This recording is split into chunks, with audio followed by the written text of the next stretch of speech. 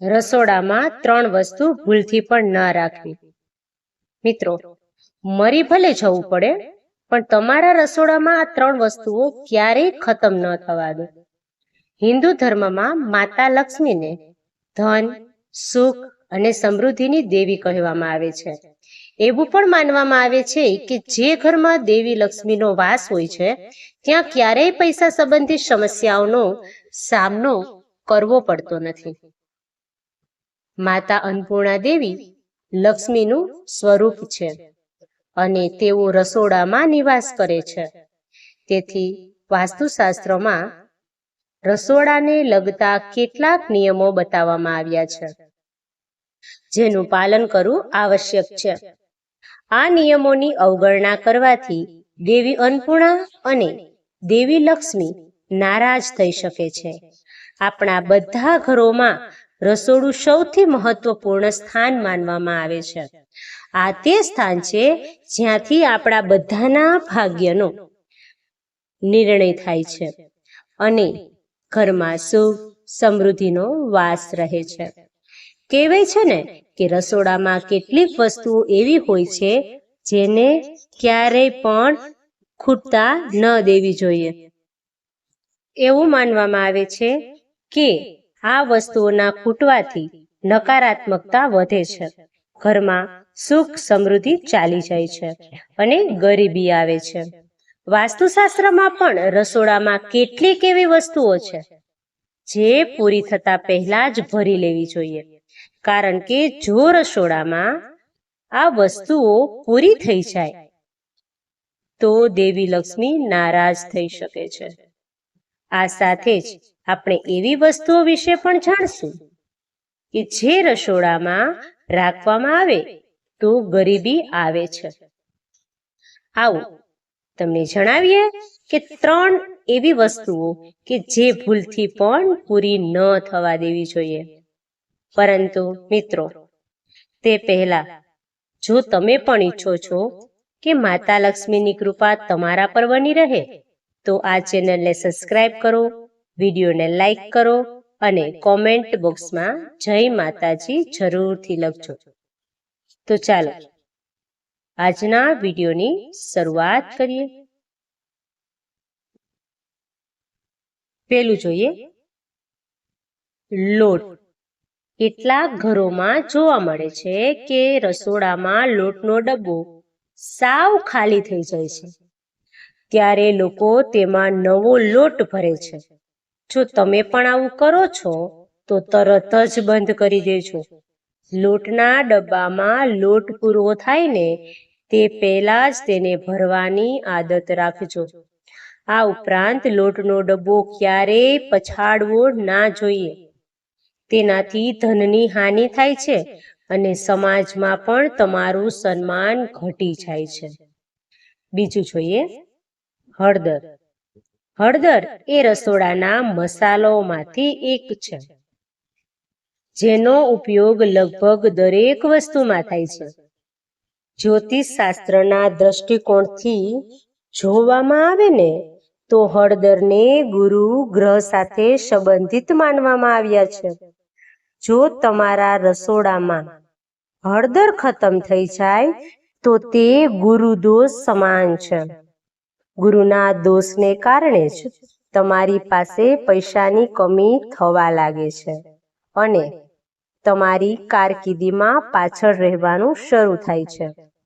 તેથી જ જ્યારે પણ તમને લાગે કે રસોડામાં હળદર ખતમ થઈ જવા આવી છે ત્યારે જ તાજી હળદર લાવો અને જૂની હળદર પૂરી થાય એ પહેલા જ ડબ્બો ભરી દો. ઘરમાં હળદરનો અભાવ ધન અને સમૃદ્ધિનો અભાવ તેમજ શુભ કાર્યોમાં અવરોધનો સંકેત આપે છે. ધ્યાનમાં રાખો કે હળદર ક્યારેય કોઈની પાસેથી ઉધાર ન લો અને કોઈને ઉધાર ન આપો. ત્રીજું જોઈએ ચોખા. કેટલાક લોકોનું માનવું છે કે રસોડામાં ચોખાને તેટલા જ રાખવા જોઈએ જેટલો તેનો ઉપયોગ કરવામાં આવે છે, નહીં તો તેમાં કીડીઓનો ઉપદ્રવ થઈ જાય છે. આ કારણે જ લોકો પહેલા રસોડામાં રાખેલા ચોખાને પૂરા કરે છે અને પછી જ નવા ચોખા ભરે છે. તો મિત્રો, ભૂલથી પણ આવું ન કરો. ચોખાને શુક્ર સાથે સંબંધિત પણ માનવામાં આવે છે અને શુક્રને સમૃદ્ધિ, વૃદ્ધિ અને ભૌતિક સુખનો કારક ગણવામાં આવે છે. ઘરમાં ચોખાની ખોટ શુક્રનો દોષ દર્શાવે છે. જ્યારે શુક્રની અસર થાય છે ત્યારે પતિ પત્નીના સંબંધોમાં પણ કડવાશ આવવા લાગે છે. માટે ઘરમાં ક્યારેય ચોખા ખતમ ન થવા દો અને નવા ચોખા મેળવો. ચોથું, મીઠું જો રસોડામાં ન હોય તો ખોરાક રાંધી શકાતો ન હોય. કેટલાક લોકો પહેલા ડબ્બામાં મીઠું પૂરું કરે છે અને પછી તેમાં નવું મીઠું ઉમેરે છે. જ્યોતિષશાસ્ત્રમાં મીઠાને રાહુનો પદાર્થ માનવામાં આવે છે. રસોડામાં મીઠું ન હોવાને કારણે રાહુની ખરાબ નજર તમારા પર પડે છે અને પછી તમારું કામ બગડવા લાગે છે અને તમારે આર્થિક સંકટનો સામનો કરવો પડે છે. ધ્યાન રાખો કે રસોડામાં મીઠાની પેટી ક્યારેય ખાલી ન રાખવી જોઈએ. એ પણ ધ્યાન રાખો કે ક્યારેય પણ બીજાના ઘરેથી મીઠું ન મંગાવવું જોઈએ. આમ કરવાથી તમારા ઘરનો ભંડાર હંમેશા ખાલી રહેશે. પાંચમું, જ્યોતિષ શાસ્ત્ર અનુસાર સરસવનું તેલ શનિ ગ્રહ સાથે સંબંધિત માનવામાં આવે છે. વાસ્તુશાસ્ત્રમાં કહેવામાં આવ્યું છે કે રસોડામાંથી ક્યારે પણ સરસવનું તેલ ખતમ ન થવા દેવું જોઈએ. જો રસોડામાં સરસવનું તેલ ખતમ થઈ જાય તો શનિદેવનો પ્રકોપ વધી શકે છે.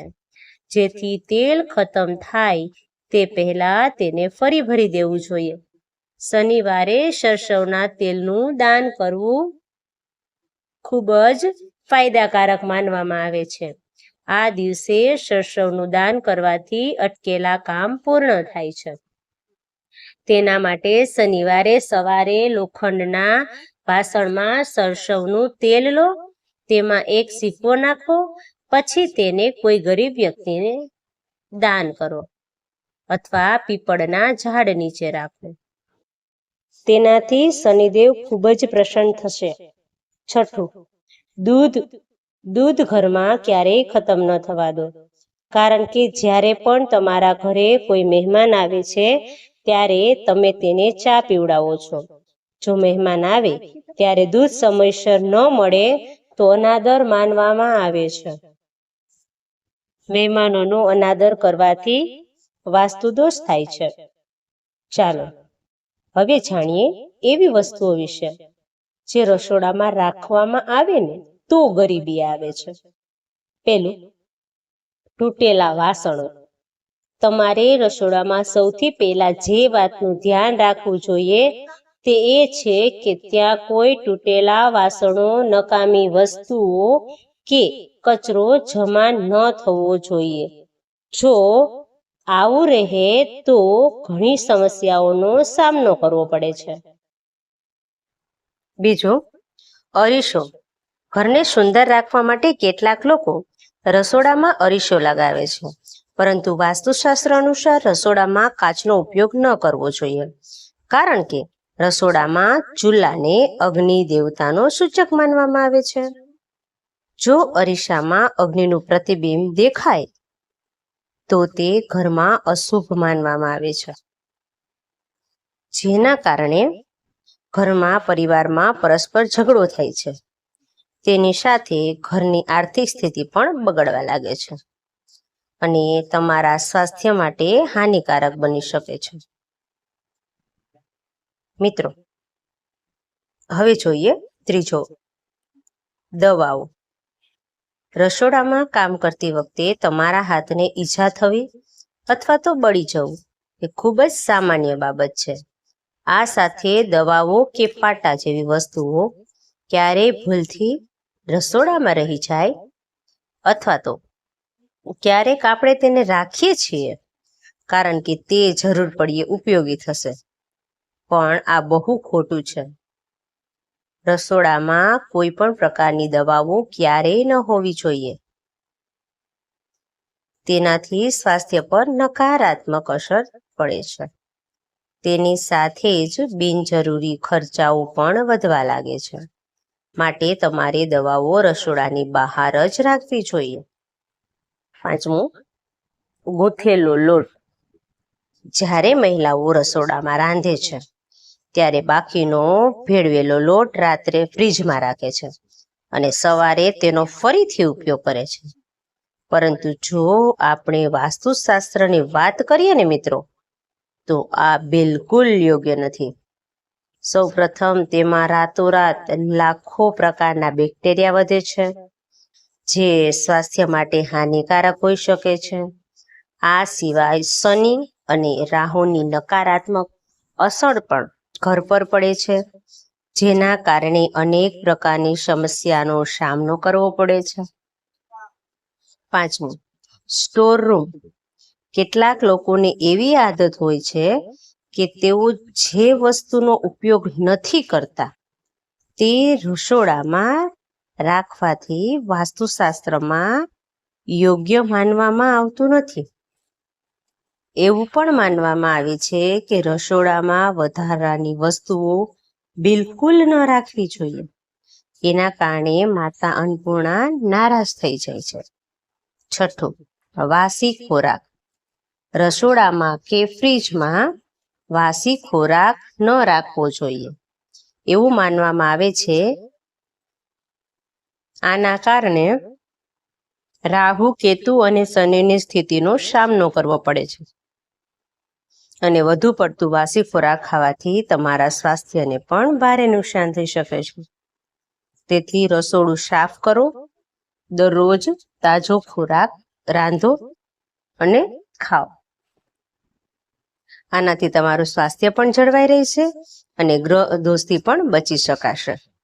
7, જો તમે તમારા રસોડામાં સાવરણી રાખતા હોય તો તેને પણ વાસ્તુશાસ્ત્ર મુજબ અશુભ માનવામાં આવે છે. તેને તુરંત જ રસોડાથી દૂર કરો. રસોડામાં સાવરણી રાખવાથી વાસ્તુ દોષ થાય છે.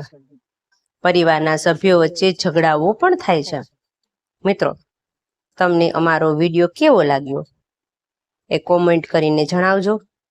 જો તમને અમારો વિડીયો પસંદ આવ્યો હોય તો કૃપા કરીને કોમેન્ટ બોક્સમાં જય મા લક્ષ્મી જરૂરથી લખજો.